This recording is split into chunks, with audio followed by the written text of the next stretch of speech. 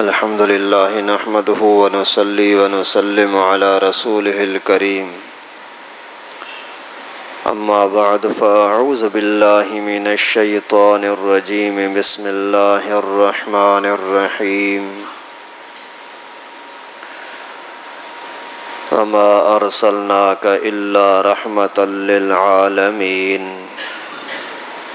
صدق اللہ العلی العظیم۔ محترم دوستو عزیزو، اللہ تبارک و تعالی نے رسول اللہ صلی اللہ علیہ وسلم کو سب جہانوں کے لیے اور سب جہان والوں کے لیے رحمت بنا کر کے بھیجا ہے۔ جہان بھی الگ الگ ہیں، جہان والے بھی الگ الگ ہیں۔ یہ ایک دنیاوی جہان ہے، ایک قبر کا عالم اور قبر کا جہان ہے، برزخی عالم، ایک آخرت کا عالم ہے۔ دنیا کے جہان کے اندر پھر مختلف چیزیں ہیں، انسان ہیں، جنات ہیں، جانور ہیں۔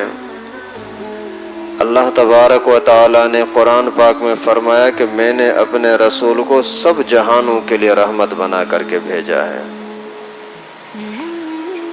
یعنی جانوروں کے لیے بھی پیغمبر کریم رحمت ہے۔ قبر میں بھی اللہ کے نبی ہمارے لیے رحمت بنیں گے انشاءاللہ، اور عالم محشر کے اندر قیامت کے دن بھی اللہ کے نبی رحمت ہیں۔ تو پیغمبر کریم صلی اللہ علیہ وسلم کی سیرت کا سلسلہ چل رہا ہے۔ اللہ تبارک و تعالی سے دعا ہے کہ ہم سب کو پیغمبر کریم کی شان کو سمجھنے کی اور تابعداری کرنے کی توفیق نصیب فرمائے۔ محترم دوستو عزیزو، یہاں تک بات آئی تھی کہ اسلام کا ابتدائی مرحلہ جب پیغمبر کریم صلی اللہ علیہ وسلم نے دعوت کا کام شروع کیا تو حضرت ابو بکر، حضرت زید، حضرت علی اور بی بی خدیجۃ الکبریٰ مسلمان ہو گئیں۔ ابو طالب کا بھی ساتھ تھا، امیر حمزہ رضی اللہ تعالیٰ عنہ مسلمان ہوا۔ یہ باتیں آپ کے سامنے آئیں۔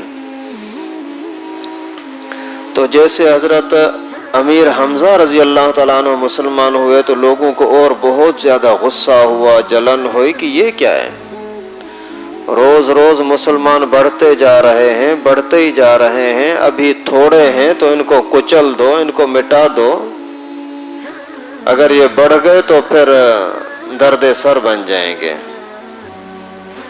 تو اس کے لیے پھر پہلے مرحلے میں انہوں نے بہت زور لگایا، وہ آپ کے سامنے آیا۔ ابھی ایک موقع پر ایسا ہوا کہ ان سب نے مشورہ کیا کہ ابھی نبی پاک کے ساتھ خود بات کرتے ہیں۔ ابو طالب کو کہتے ہیں وہ پتہ نہیں آگے کیا باتیں پہنچاتے ہیں نہیں پہنچاتے، ابھی ہم خود ان کے ساتھ بات کریں گے۔ تو ایک مرتبہ سارے مکے کے سردار ابو سفیان، ابو جہل، ابو لہب، شیبہ، عتبہ ابن عبداللہ ابن ابو ربیعہ، ان سب نے اکٹھے ہو کر کے پیغمبر کریم صلی اللہ علیہ وسلم کے ساتھ بات کرنا چاہی۔ اللہ کے نبی بڑے خوش ہوئے، شاید یہ ابھی مسلمان ہو جائیں گے۔ پیغمبر کریم کو تو بڑی خواہش ہوتی تھی، بڑا حرص تھا کہ کسی طریقے سے زیادہ لوگوں کو میں کلمہ پڑھا کر کے اور مسلمان بنا دوں تاکہ ان کا اچھا ہو جائے، ان کی بھلائی ہو جائے۔ تو اللہ کے نبی صلی اللہ علیہ وسلم ان کے پاس جیسے بیٹھے تو انہوں نے آ کر کے بات شروع کی۔ کہتے ہیں محمد بات سن، آپ سے پہلے یہاں کوئی بھی انتشار نہیں ہوتا تھا، سارے لوگ ایک ہی مذہب پر چلنے والے تھے اور کوئی کسی کے ساتھ لڑائی جھگڑا نہیں ہوتا تھا، لیکن جب سے آپ آئے ہو تو ماحول خراب ہو گیا ہے یہاں کا۔ ابھی ہر گھر کے اندر جھگڑا ہو گیا ہے، ایک بندہ کہتا ہے کہ نبی پاک صحیح ہے، دوسرا کہتا ہے کہ صحیح نہیں ہے، پھر وہ آپس میں لڑ رہے ہیں۔ اگر مرد نبی پاک کو مانتا ہے تو بیوی نہیں مانتی، بیوی مانتی ہے تو مرد نہیں مانتا۔ اس طرح سے یہ عجیب قسم کا ماحول بن گیا ہے، یہاں کے ماحول میں کبھی ایسا نہیں ہوا کہ بیٹا کوئی باپ کے خلاف بات کرے، چھوٹا کوئی بڑے کے خلاف بات کرے، لیکن تو پتہ نہیں کیا جادو چلاتا ہے ان کے اوپر کہ ہر بندے آپس میں یعنی ماحول عجیب ہو گیا ہے، لڑائی ہو رہی ہے۔ آپ مہربانی کر کے ان کاموں کو چھوڑ دیں۔ اللہ کے نبی صلی اللہ علیہ وسلم نے فرمایا یہ تو نہیں ہو سکتا کہ میں اللہ کا پیغام چھوڑ دوں۔ پھر وہ کہنے لگے چلو ٹھیک ہے، آپ کو ہم سرداری دیتے ہیں، اگر آپ چاہتے ہو کہ آپ یہاں کے سردار بن جاؤ تو ہم یہ کرنے کے لیے تیار ہیں۔ کبھی بھی کوئی بندہ اپنی سرداری چھوڑنے کے لیے تیار نہیں ہوتا، یہ اس کی چال تھی۔ اگر ہاں کر دیتا ہے تو پھر اسی کے خلاف نفرت پھیلائے گی کہ یہ دیکھو سیٹ کے پیچھے ہیں، اس کو بڑا منصب چاہیے کہ یہ سارے میرے غلام بن جائیں اور میں سردار بنوں۔ تو اللہ کے نبی صلی اللہ علیہ وسلم نے وہی جواب دیا، سورج چاند میرے ہاتھوں پر لا کر کے رکھ دو تو بھی میں نہیں مانوں گا۔ جب سورج چاند کی وجہ سے میں اللہ کی بات کو نہیں چھوڑ سکتا تو تمہارے ان لالچوں کی وجہ سے کہاں میں چھوڑ سکتا ہوں۔ ابھی سارے حیران ہو گئے کہ اس کو کس طرح سے منائیں۔ پھر انہوں نے بولا کہ بھلا ایسا کرتے ہیں، دیکھو یہاں کے حالات عجیب ہیں، غریبی ہے اور علاقہ سرسبز نہیں ہے، باغات نہیں ہے، کوئی نہریں نہیں ہے مکے کے اندر۔ آپ کا رب جس کی وجہ سے تو ہم ساری قوم کو چھوڑنے کے لیے تیار ہے، اس کو بولو کم از کم اتنا کرے جیسے کہ شام کے طرف اور عراق کی طرف نہریں بہ رہی ہیں، یہاں بھی نہریں جاری ہو جائیں، باغات ہو جائیں، ہماری معیشت مضبوط ہو جائے۔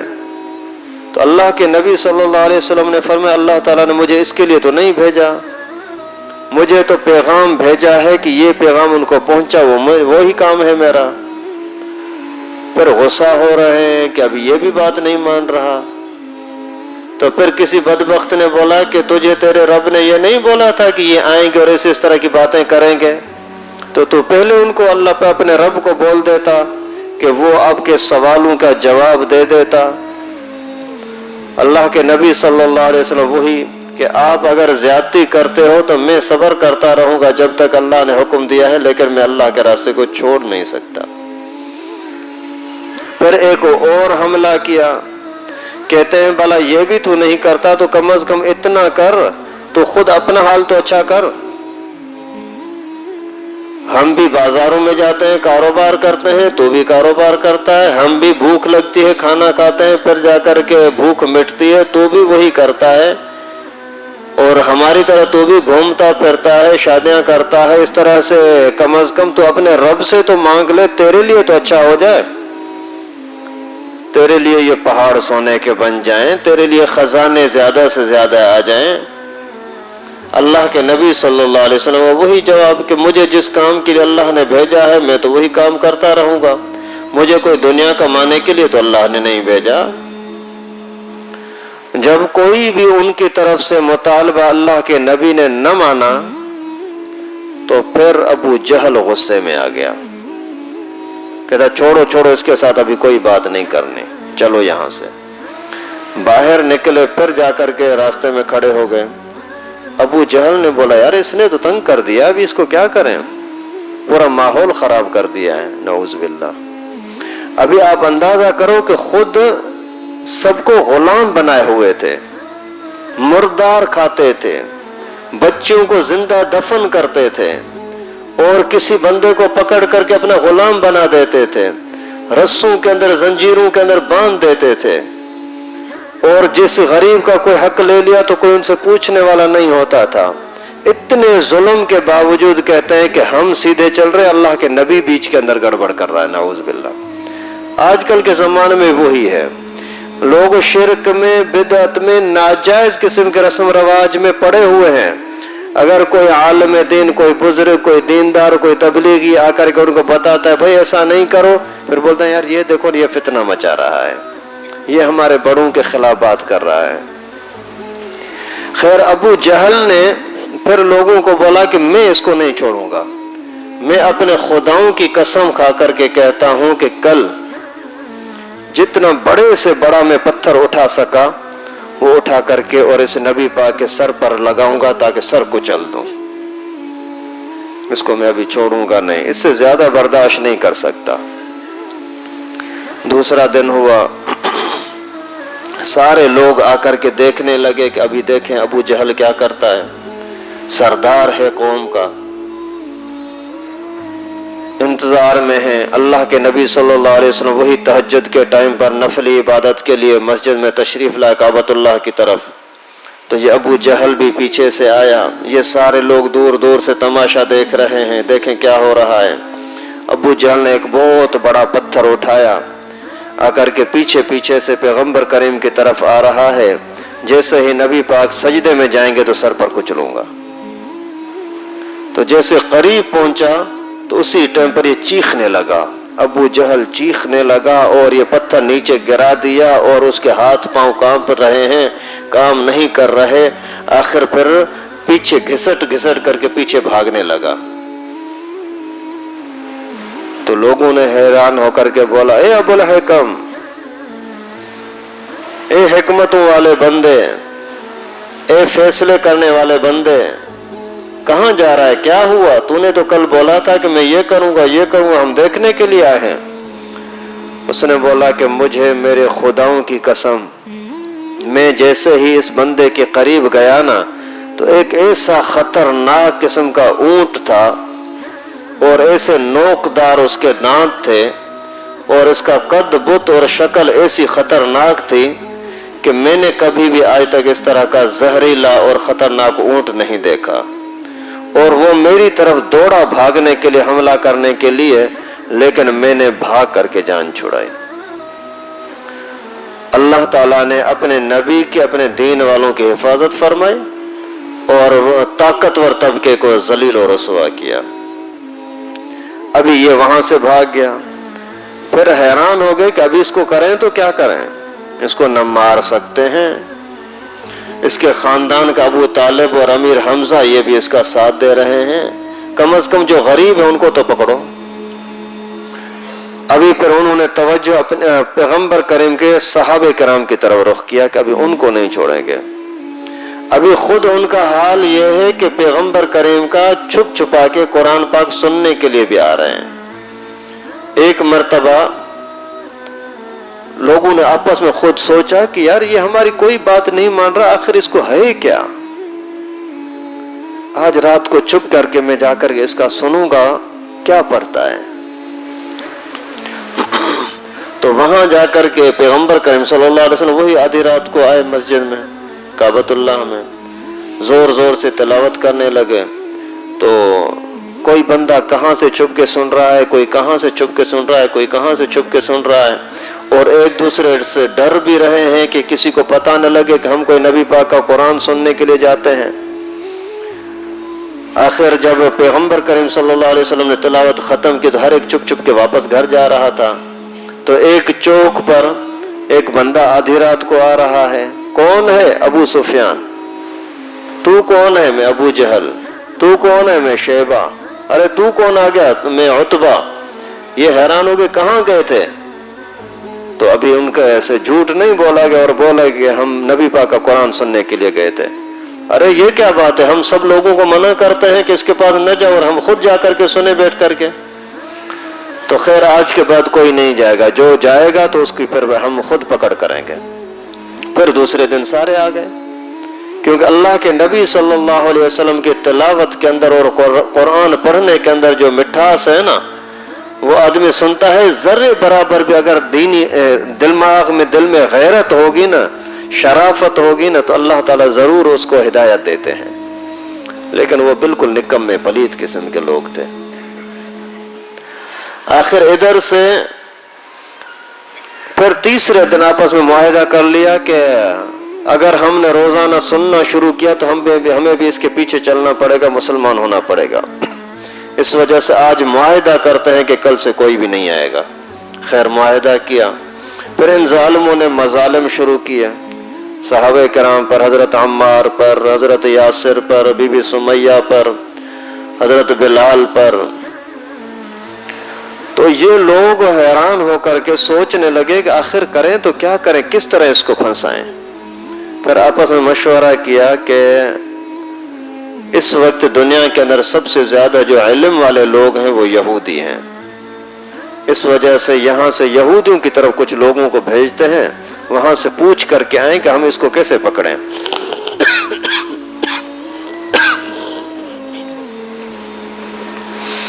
آخر انہوں نے 2 بندوں کو بھیجا مدینے.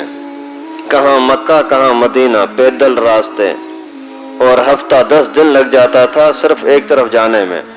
وہاں 2 بندوں کو بھیجا کہ جا کر کے وہاں کے لوگوں سے پوچھ کر کے آؤ کہ ہم اس کو کس طرح سے پکڑیں. تو یہودیوں سے کے سامنے جا کر کے حالات بتائے. بندہ تو بڑا شریف ہے، کردار بڑا اچھا ہے، کبھی جھوٹ نہیں بولتا تھا، کبھی خیانت نہیں کرتا تھا، گالم گلوچ تو اس کے زبان پر ہے ہی نہیں. لیکن یہ پتہ نہیں عجیب کیا اسی کو ہو گیا ہے، روز روز کہتا ہے کہ یہ بت صحیح نہیں ہے، یہ لات صحیح نہیں، یہ عزا صحیح نہیں، یہ منات صحیح نہیں، اور ہمارے خداؤں کو برا بھلا کہتا ہے. اور کچھ لوگ اس کے عاشق بنے ہیں، لیکن ایسے عاشق بنے ہیں کہ وہ مرنے کے لیے کٹنے کے لیے تیار ہیں، لیکن وہ اس کو چھوڑتے نہیں ہیں. ابھی ہم کیا کریں؟ تو یہودیوں نے ان سے اور کچھ حالات پوچھے. آپ اس کو جانتے ہو، خاندان وغیرہ یہ وہ سارا انہوں نے بتایا. پھر وہ کہنے لگے کہ ہم آپ کو 3 سوال ایسے دیتے ہیں کہ اگر وہ 3 سوالوں کے جواب وہ دے دیتا ہے تو پھر ماننا پڑے گا کہ یہ واقعی نبی ہے. اگر وہ ان 3 سوالوں کے جواب نہیں دے سکتا تو پھر یقین سمجھو کہ یہ جھوٹا ہے. پھر سارے مل کر کے اس کو کچل ڈالو، مار دو، تمہیں کچھ بھی فرق نہیں پڑے گا. یہ بڑے خوش ہو گئے. آ کر کے اپنے پھر پورے مکے کے سرداروں کو اکٹھا کیا. کہنے لگے کہ ہم نے ابھی اس کا اچھا علاج ڈھونڈ لیا ہے، وہ یہ کہ اس کو اکٹھا کر کے سب لوگوں کے بیچ میں سے سوال کریں گے. ہاں، کیا سوال ہے؟ ایک سوال یہ ہے کہ کچھ لوگ اپنی حکومت سے بھاگ کر کے اور چھپ گئے تھے، ان کا واقعہ بتاؤ، اصحاب کہف کا.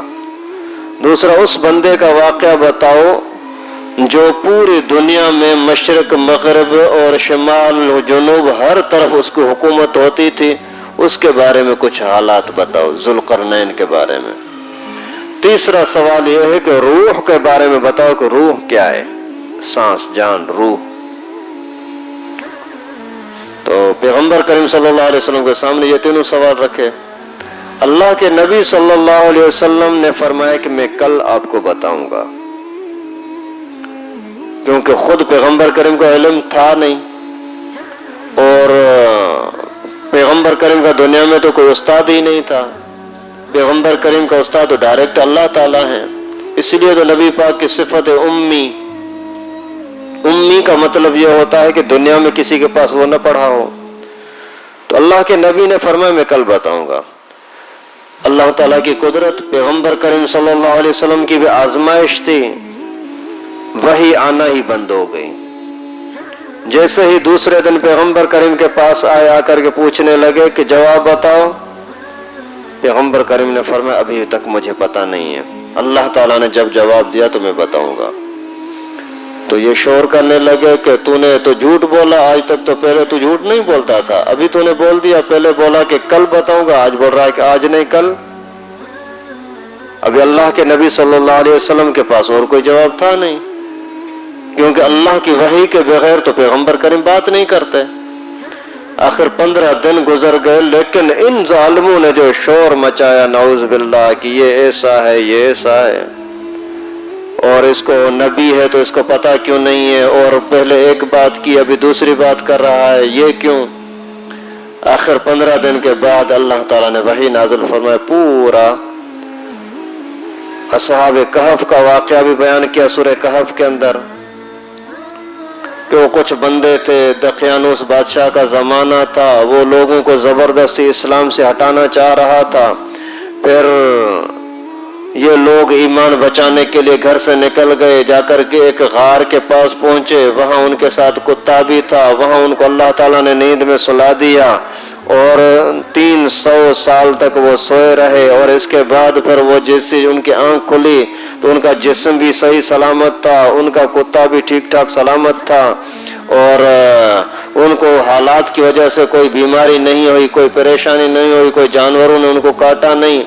اللہ تعالیٰ نے ان کے لیے سورج کا نظام ایسا بنا دیا تھا کہ ان کے اوپر دھوپ نہیں آتی تھی، اور وہ کسی حالات 300 سال بڑا عرصہ ہے لیکن ان کو کچھ ہوا نہیں۔ جب یہ واقعہ ان کے سامنے آیا تو حیران ہو گئے، واقعی یہ ایک نشانی تو پائی گئی۔ پوچھا بھلا اس بادشاہ کے بارے میں کیا کہتا ہے جو شرق غرب پورے دنیا کے اوپر بادشاہ تھا؟ تو ان کا پورا واقعہ بتلایا کہ وہ اللہ کے ولی تھے، ایک بزرگ تھے، اور اس کو اللہ تعالیٰ نے بڑے درجے کی حکومت عطا کی تھی۔ پھر وہ خود ہی پوری دنیا کے اندر گھومتے رہتے تھے، ان کے حکومت کا انتظام کرتے تھے۔ ایک قوم تھی جس قوم کے مشرق کی طرف ایک قوم تھی جہاں یاجوج ماجوج تھے، اور وہ ان کو بہت عوام کو تنگ کر رہے تھے، پھر اسی نے پوری بہت بڑی دیوار بنا دی اور دیوار کے پیچھے ان کو بند کر دیا۔ یہ بھی پورا واقعہ ان کو بتا دیا۔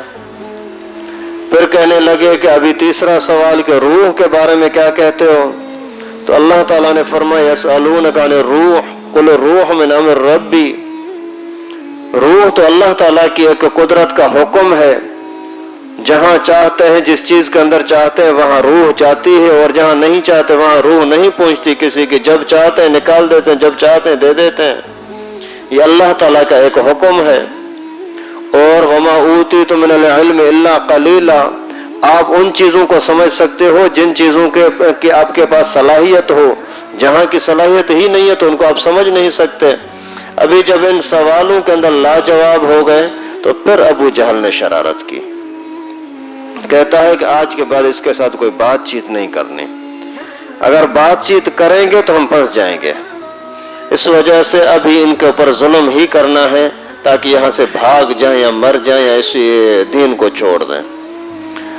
آخر ادھر سے پیغمبر کریم صلی اللہ علیہ وسلم کا وہی دعوت کا سلسلہ چل رہا ہے۔ انہوں نے پھر صحابہ کرام پر مظالم زیادہ سے زیادہ شروع کیے، سب کو بولا کہ جو بھی کسی کا غلام ہے اور پیغمبر کریم کے پاس آتا ہے ان کو آنا بند کر دو۔ کیسے؟ ان ظالموں نے یہاں تک کیا کہ حضرت بلال رضی اللہ تعالیٰ عنہ کے ہاتھوں میں پاؤں میں رسیاں ڈال کر کے اور اسے بدکماش قسم کے لوگوں کے حوالے کیا کہ ان کو گھسیٹو گلیوں کے اندر۔ انسان کو اس جرم کی وجہ سے کہ لا الہ الا اللہ کیوں پڑھتا ہے، اس کو رسیوں میں باندھ کر کے اور پتھروں پر اس کو گھسیٹ رہے ہیں، پھر جا کر کے پہاڑوں میں سخت تپتی ریت کے اوپر ان کو سلا دیتے ہیں، اور ان کے پاؤں پر ہاتھوں پر پاؤں رکھ کر کے اور سینے پر پتھر رکھ دیتے تاکہ ہل بھی نہ سکے، اور جسم کے اندر کانٹے چبھوتے، بھوکا رکھتے، پیاسا رکھتے۔ لوگ جو آنے جانے والا ہوتا وہ بھی چیخ پڑتا کہ یہ کیا ظلم کر رہے ہو۔ ورقہ بن نوفل اسی نے آ کر کے ان کو بولا کہ ظالموں اس کے اوپر اتنا ظلم کیوں کرتے ہو؟ کیا اس کا جرم یہ ہے کہ کہتا ہے لا الہ الا اللہ محمد الرسول اللہ؟ اور ورقہ بن نوفل ان کی نظر میں بہت بڑا ایک عظمت والا اور علم والا آدمی تھا، تو اس کی بھی بات نہ مانی۔ تو ورقہ نے بولا کہ اللہ کی قسم اگر آپ کے ان مظالم کے اندر یہ مر جاتا ہے نا تو میں اس کے قبر میں بھی جا کر کے سمجھوں گا کہ وہاں بھی رحمت برس رہی ہے، اور اس کی قبر سے بھی رحمت کو طلب کرتا رہوں گا۔ وہ عیسائی مذہب کا تھا، مسلمان تو نہیں ہوا۔ تو ایسے حالات مسلمانوں پر آئے، آخر کار اللہ تعالیٰ نے رسول اللہ صلی اللہ علیہ وسلم کے دل میں یہ وحی ڈالی کہ آپ ان کو بولیں کہ یہ حبشہ کی طرف چلے جائیں۔ حبشہ کا بادشاہ بڑا شریف ہے، نیک انسان ہے، اگرچہ مسلمان نہیں ہے، عیسائی ہے، کیونکہ اسلام کی دعوت اس تک پہنچی نہیں ہے، لیکن انصاف والا ہے، اس کے علاقے میں کسی پر ظلم نہیں ہوتا۔ تو اللہ کے نبی صلی اللہ علیہ وسلم نے اجازت دے دی، صحابہ کرام تیار ہو گئے، کبھی جاتے ہیں حبشہ کی طرف۔ آپ اندازہ کرو کہ اسلام کو بچانے کے لیے کیسے گھر کو چھوڑ رہے ہیں۔ پیغمبر کریم صلی اللہ علیہ وسلم کے ساتھ ہمارا تعلق نہ کٹ جائے۔ آخر صحابہ کرام بیچارے چھپ چھپا کے رات کے ٹائم پر، کوئی دوپہر کے ٹائم پر، کوئی لوگ دیکھنے والے نہ ہوں، یہاں سے مکہ سے نکلنا شروع ہو گئے۔ ان کے اندر رسول اللہ صلی اللہ علیہ وسلم کی بیٹی بھی تھی، حضرت عثمان رضی اللہ تعالیٰ عنہ کی بیوی رقیہ. اور یہ چلتے چلتے جا کر کے حبشہ پہنچے. حبشہ ایتھوپیا ہزاروں میل دور، وہاں جا کر کے پہنچے. پھر وہاں سکون کے ساتھ رہنے لگے. کسی نے ان کے ساتھ پکڑ نہیں کی کہ کیوں، کون ہو، کیوں آئے ہو.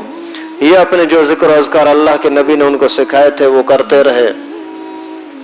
آخر وہاں جب سکون کے ساتھ زندگی گزارنے لگے تو پھر مکے کے لوگوں کو پتہ لگا کہ یہ تو وہاں بھاگ گئے ہیں اور وہاں سکون کے ساتھ رہ رہے ہیں. تو ان ظالموں نے پھر مشورہ کیا. ادھر سے پیغمبر کریم پر ظلم بھی کر رہے ہیں، جو یہاں بقیہ صحابہ ہیں ان پر بھی ظلم کر رہے ہیں، لیکن یہاں کا جب پتہ لگا کہ یہ ایتھوپیا میں بھی وہاں سکون سے رہ رہے ہیں تو پھر وہاں بھی لوگوں کو بھیجا.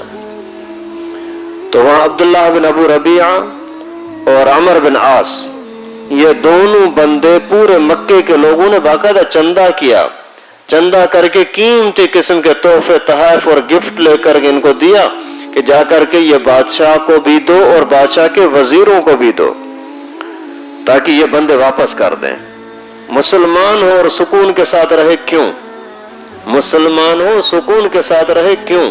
یہ جیسے اس زمانے کے کافروں کی چال تھی، آج بھی وہی ہے. جو مسلمان ہوگا اس کے اوپر ظلم کرنا ہے، مہنگائی کی صورت میں، بدامنی کی صورت میں، اور ان کو آپس میں لڑائیوں کی صورت میں. خیر وہ چلتے چلتے آ کر کے یہاں پہنچ گئے. آج کل پھر بھی لوگ کہتے ہیں، مسلمان لوگ کہتے ہیں یار دین تلوار سے پھیلا ہے. نعوذ باللہ، یہ سرکشی ہے. کفر تلوار سے پھیلا، یہ کہہ سکتے ہیں. مسلمان بنانے کے لیے زبردستی اسلام نہیں کرتا، لیکن کافر مسلمانوں کو کافر بنانے کے لیے سختی کرتے ہیں. تو یہ جملہ مسلمان کیوں نہیں کہتے کہ کفر زبردستی پر پھیلا گیا ہے اور تلوار کے زور پر پھیلایا ہے. لیکن مسلمانوں کو سیرت کا پتہ ہے ہی نہیں، علماء کے ساتھ آتے نہیں، بیٹھتے نہیں. پھر وہ بھی بول رہے ہیں کسی کافر نے بول دیا کہ اسلام تلوار کے ذریعے سے پھیلا ہے، یہ بول رہا ہے کہ یہ تو زبردستی کرتے ہیں. حالانکہ پیغمبر کریم کے پاس ایک بندہ آیا، کہنے لگا اللہ کے رسول میرے 2 بیٹے ہیں، آپ کا کلمہ میں نے ان کے اوپر پیش کیا، ایک نے مان لیا، دوسرا نہیں مان رہا. میں چاہتا ہوں کہ اس کی پٹائی کروں، زبردستی کروں یا اس کو گھر سے نکال دوں. اللہ کے نبی صلی اللہ علیہ وسلم کے اوپر وحی نازل ہوئی کہ لا اکراہ فی الدین قد تبین الرشد من الغی. زبردستی کسی کو مسلمان نہیں کیا جا سکتا. آپ اس کو قرآن کا، دین کی دعوت دے سکتے ہو بس. اور وہ دیکھو کیسے زبردستی پیغمبر کریم کو اسلام سے ہٹانے کی کوششیں کر رہے ہیں، صحابہ کرام کو زبردستی اسلام سے ہٹانے کی کوشش کر رہے ہیں. لیکن ایک افسوس کی بات، اس زمانے کے اسلام سے ہٹانے والے کافر تھے. اور آج کے زمانے میں گزشتہ ہفتے میں یہاں بدین کی طرف ایک لڑکی مسلمان ہوئی ہے، عاقل بالغ، بڑی لڑکی، جوان، اور مسلمان ہوئی تو وہاں کے وڈیروں نے، ایم پی اے، ایم این اے نے زبردستی اس کو ہندو بنا کر کے اور ہندوؤں کے حوالے کر دی کہ اس کا اسلام قبول نہیں ہے. لعنت ہو ایسے مسلمانوں پر. خود تو کافر بن گئے، بھلے نہ بھی ہوں. اس طرح کی حرکت کرنے کی وجہ سے آدمی کافر بن جاتا ہے، مرتد بن جاتا ہے کہ کسی مسلمان کو زبردستی کافر بناؤ. اور ان کے خلاف کوئی ایکشن ہی نہیں ہے. جو ایکشن لینے والے ہیں وہ خود اسی کی حمایت کرتے ہیں، ان کا تحفظ کرتے ہیں. اگر موٹر سائیکل غلط راستے سے لے جاؤ تو پولیس پکڑتی ہے، تم نے رانگ سائڈ پر ڈرائیونگ کی ہے، ون وے پہ آ گیا ہے. اور یہ جو ختم نبوت کے غدار دشمن قادیانی، یہ جو آئین کے ساتھ، اسلام کے ساتھ اور پاکستان آئین کے ساتھ غداری کر کے اور ادھر ادھر پھیلا رہے ہیں، اپنی دعوتیں دے رہے ہیں، ان کو کیوں نہیں ڈنڈا کرتے؟ خیر یہ حبشہ کا واقعہ تھا، کافی تفصیل والا ہے، اس وجہ سے ابھی انشاءاللہ اگلے جمعے کو. اور یہاں لیاری کے اندر بھی کچھ قادیانی گھرانے قادیانیت کو پھیلانے کی دعوتیں دے رہے ہیں.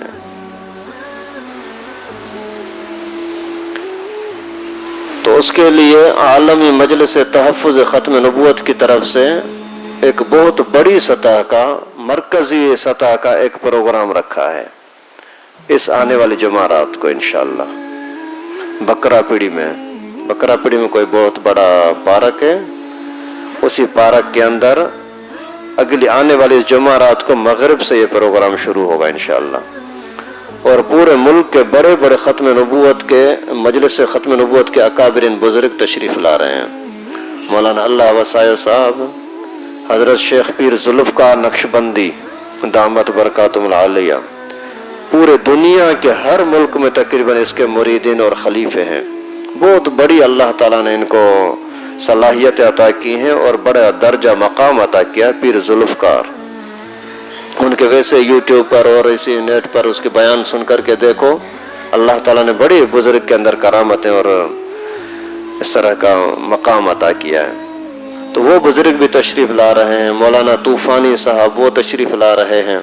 اس وجہ سے آپ اپنے آپ کے ساتھ وعدہ کرو کہ ہر حال میں انشاءاللہ وہاں جائیں گے، اور ختم نبوت کی خاطر، رسول اللہ صلی اللہ علیہ وسلم کی عظمت کی خاطر ہم کم از کم جان تو سکیں، پتہ تو لگے کہ اللہ کے نبی صلی اللہ علیہ وسلم کی شان کیا ہے۔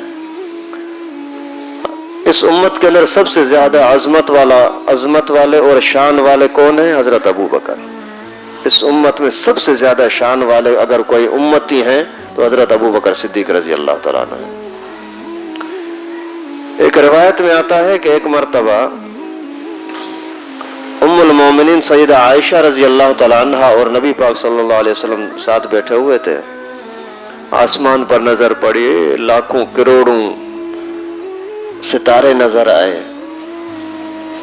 امی عائشہ نے پوچھ لیا، اللہ کے رسول ستاروں کے برابر کسی کی نیکیاں ہوں گی؟ تو پیغمبر کریم صلی اللہ علیہ وسلم نے فرمایا ہاں، عمر کی ہیں، حضرت عمر رضی اللہ تعالیٰ عنہ۔ تو امی عائشہ نے پوچھا میرے ابو حضرت ابو بکر کا کیا حال ہے؟ تو حضرت پیغمبر کریم صلی اللہ علیہ وسلم نے فرمایا کہ عمر کی زندگی بھر کی نیکیاں ابو بکر کی اسی غار والی نیکیوں سے بڑھ کر نہیں ہیں۔ ایک طرف کروڑوں اربوں نیکیاں ہیں صرف ستاروں کے مشابہت کی وجہ سے، اور حضرت عمر رضی اللہ تعالیٰ عنہ کا مقام سبحان اللہ، ان الشیطان لیخاف منک یا عمر، شیطان دیکھ کر کے بھاگ جاتا ہے۔ جتنا رعب اور دبدبہ اسلام کو حضرت عمر کی وجہ سے ملا، اتنا کسی اور کی وجہ سے نہیں ملا۔ لیکن اس کے باوجود اللہ کے نبی صلی اللہ علیہ وسلم فرماتے ہیں کہ ابو بکر کا غار والا وقت یہ عمر کی پوری زندگی کے اعمال سے بڑھ کر ہے۔ تو اس ابو بکر صدیق نے غار میں کیا کیا تھا؟ کوئی صدقہ خیرات، کوئی زکوٰۃ، کوئی نماز، کوئی روزہ، کوئی حج نہیں، وہاں رسول اللہ صلی اللہ علیہ وسلم کی حفاظت کی تھی، وہاں ختم نبوت کی حفاظت کی تھی۔ یعنی ایک طرف رسول اللہ صلی اللہ علیہ وسلم کے ختم نبوت کی، خاتم المرسلین کی حفاظت ہے، دوسری طرف اتنا بڑا اعزاز والا شخص ہے، لیکن ختم نبوت کے مقابلے میں اسی دوسرے اعزاز کی، دوسری نمازوں کی، عبادتوں کی کوئی حیثیت نہیں۔ اس وجہ سے آپ سب کوشش کریں ضرور انشاءاللہ العزیز، بکرا پڑی دور بھی نہیں ہے، اور یہاں جا کر کے سارے ساتھی ضرور شرکت کریں۔ مغرب کے فوراً بعد وہ پروگرام شروع ہوگا، رات کو جب تک بھی چلے، آپ کو جتنی بھی گنجائش ہو، لیکن مہربانی کر کے جانا ضرور۔ اللہ تعالیٰ سے دعا ہے کہ اللہ پاک ہم سب کو خاتم المرسلین کی عزت و عظمت پر ہر طرح کی قربانی دینے کی توفیق نصیب فرمائے۔ اسلام کے دشمن، ختم نبوت کے دشمن، خصوصاً اسلام کے خطرناک زہریلے قسم کے کیڑے قادیانی، اللہ تعالیٰ ان ظالموں سے کامل طرح سے نفرت رکھنے کی اور ان کو اپنا دشمن سمجھنے کی توفیق نصیب فرمائے۔ وآخر دعوانا